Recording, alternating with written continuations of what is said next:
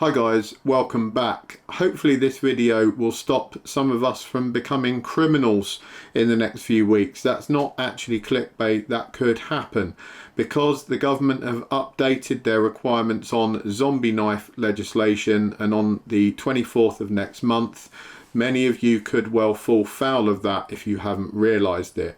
The law in this regard has been kind of hazy. I actually struggled to find the exact details online. If one were suspicious, you might think they've been kind of purposely hazy on that, so people just get rid of any old knife they've got that happens to fall slightly within the wording, or they think it might, and then they will dispose of all kinds of knives. So I'll put some links down in the description below. Hopefully that will give you a greater understanding of the new legislation, and then I'm just going to talk in general about that here, but do look at those links, don't take my word for the legislation. So, will it affect a lot of people? Yes, I honestly think it will. It'll probably affect some collectors. In fact, it'll definitely affect some collectors, and it may affect some agricultural workers, farm workers and stuff like that. So what is zombie knife legislation? Some people that are in other countries might not even know what I'm on about. We've had some issues with knife crime in the UK over the last few years. Most of that was done with kitchen knives, which no one really likes to talk about, but some of it was done with what the government call zombie knives and what the media like to call zombie knives. These are, for anyone else, very cheap machete type blades. We've all seen them, the Chinese blades that are generally quite big. They cost about 15 to 20 pounds or dollars, and often with a fantasy kind of design. Blades that are pretty unsuitable for any real work, not just because they're made out of terrible materials, but also they tend to have weird shapes, ridiculous serrations and all this kind of thing. And the zombie tag came because there was a trend for these things to have like bright green colours, blood spatters on them, wording relating to zombie style stuff. God knows who wanted to buy that kind of thing, but there was clearly a market for it, and unfortunately criminals cottoned on as well, because of course if something had big jagged bits coming off the blade and it looked like it was spattered in blood, that was obviously attractive to people that wanted to do violence with it or scare people with it. So the government attempted to ban this, and they did that. Originally the legislation looked at like the aesthetic parts of a knife, because they clearly wanted to separate these zombie knives from what is otherwise a agricultural implement. There's plenty of farm workers and labourers that have use of long bladed knives, machetes and all kinds of scythes and stuff you might use. I've used them before for processing lumber, hacking bits of branches off the tree before you start cutting up the main bulk of it. So they are normal things to possess if you live out in the countryside. I've heard a lot of townies sort of say, oh, no one needs any big knives at all. Well, if you live in the countryside and you work in that kind of thing, then yeah, you do need big knives, so that's an unfortunate side effect of actually working in those areas.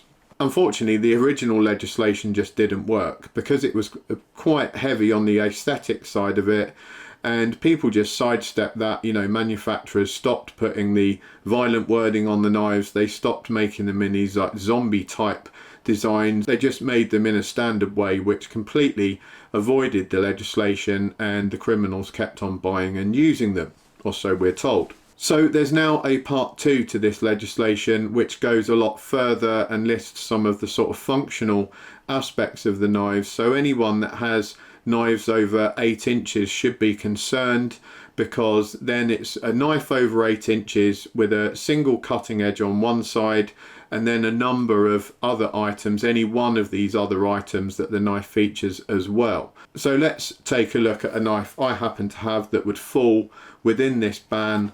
This is the Parry Blade.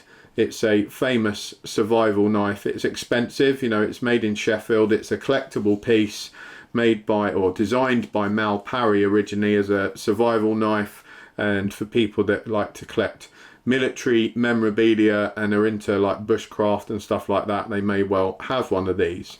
Now, how does this fall foul of the law? Well, there's several parts that may be of concern but then are not.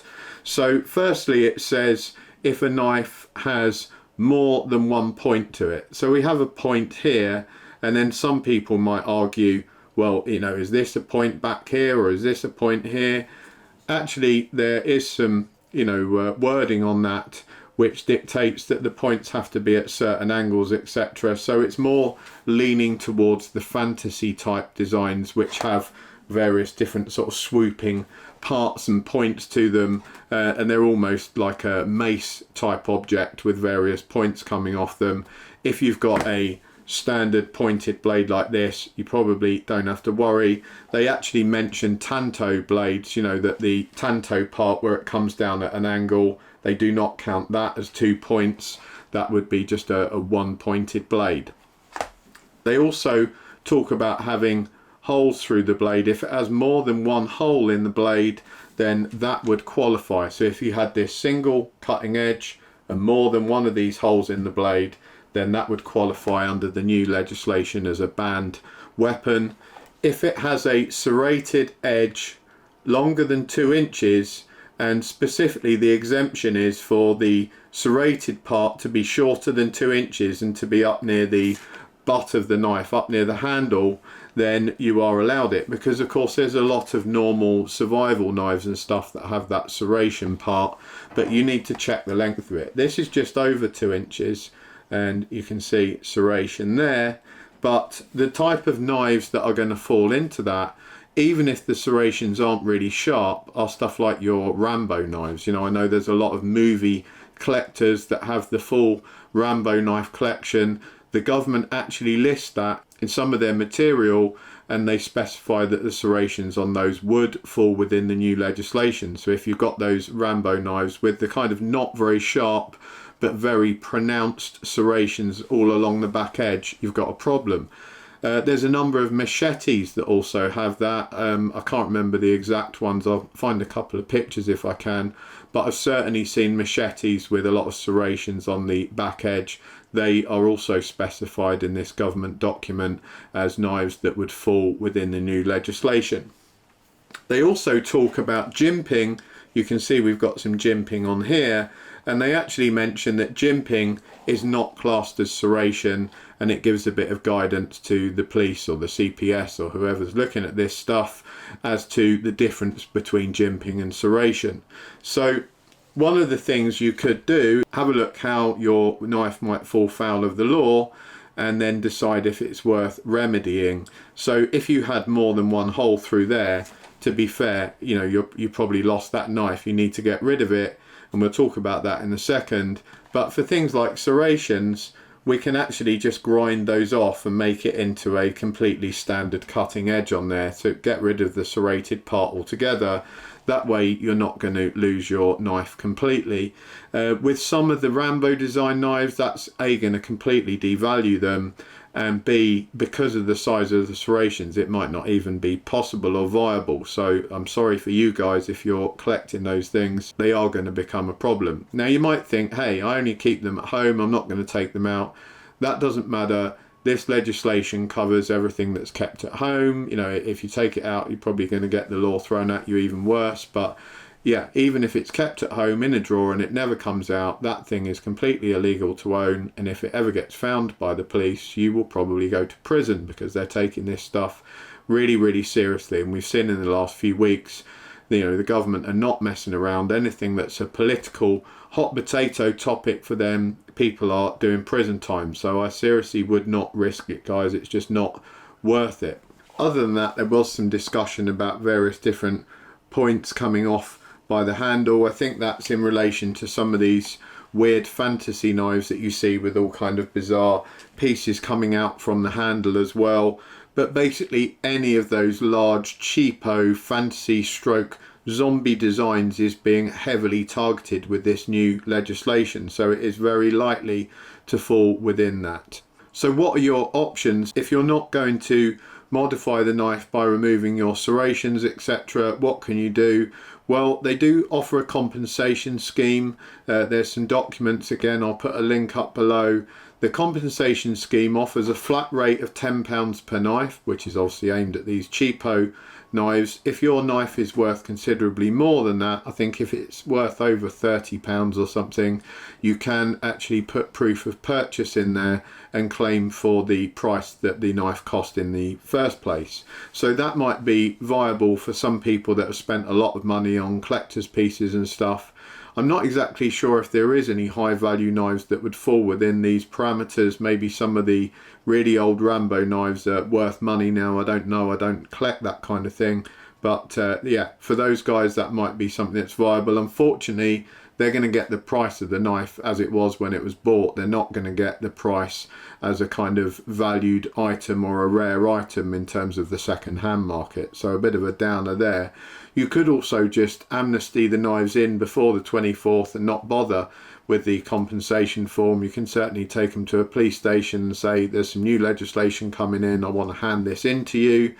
And you could also chop it into bits if you've got a workshop like me, and just grind the blade into nothing, or cut it into bits on a circular saw or something, and just throw the pieces in the bin and destroy the thing yourself. As long as you're not in possession of it as a whole, then you're going to be quite safe. I would strongly suggest people pay attention to this, because I'm pretty sure, you know, if the police have suspicions that people are collectors or they've got all these kinds of things, I would imagine they have access to databases and stuff on the internet. Tell a story maybe to them about your purchasing habits, etc. So none of us should be that surprised if we got a knock on the door and say, hey, we know that you bought a knife in 2016 that fit within these parameters. What have you done with it? Have you still got it? And of course, if that's after the 24th, ignorance is not a defence in law. There's no point saying, oh, I didn't realise that this was illegal. They're not going to care about that. You will be arrested. So get rid of this stuff. You know, make a point of going through your collection. If you've got loads of big knives over 8 inches, then go through them, see what you've got, make sure they don't fall foul of the wording that I've stuck down below. Again, I urge you guys to read the wording. Don't just listen to what I've said here, because there will be things in that wording I've missed. There will be a number of parameters that I haven't talked about in this video. So don't moan at me about the video and say, oh, you missed this, you missed that. I'm telling you guys, have a look at the wording, make sure you stick with it. You know, the whole point about the law is that you understand the law so you don't fall foul of it. So it's very, very important to read it in full and to completely understand exactly where you are. So I'll be grinding this piece down for short. You can see the serration on the back edge there, just along here. And I'm probably just going to turn that whole piece into a flat edge, so that it's just an added cutting edge on the back. Maybe make it a bit more of a desirable angle for some fine cutting work, so I can kind of choke it up and use it like that. To be honest, I never used the serration on there. I don't particularly like serrations on knives. People talk about, oh, they're great for cutting rope, etc. Look, if you've sharpened your knife properly, then the blade itself is great for cutting rope. And if it isn't great for cutting rope, you haven't sharpened it properly, so you need to learn how to sharpen a knife. I have no use for serrations whatsoever. So personally, it won't affect me. I will just use this quite happily as I normally do. But for some other people, if they're collectors, they wanted to keep their knives in the exact same shape because, you know, they're looking to build the value of them and sell them, or they just like the collection, this is going to be a massive blow, because they're going to have to get rid of those or modify them quite specifically. Guys, I hope you found this of some help. I really don't want anyone to fall foul of the law by accident. There's nothing worse in my eyes than kind of becoming a criminal completely by accident and through ignorance. You know, I feel really sorry for the people that happens to. I would hate to see it happen to anyone who watches these videos. So do take a look, take care, make sure you get rid of anything that you need to get rid of. Thanks for watching. I'll see you next time.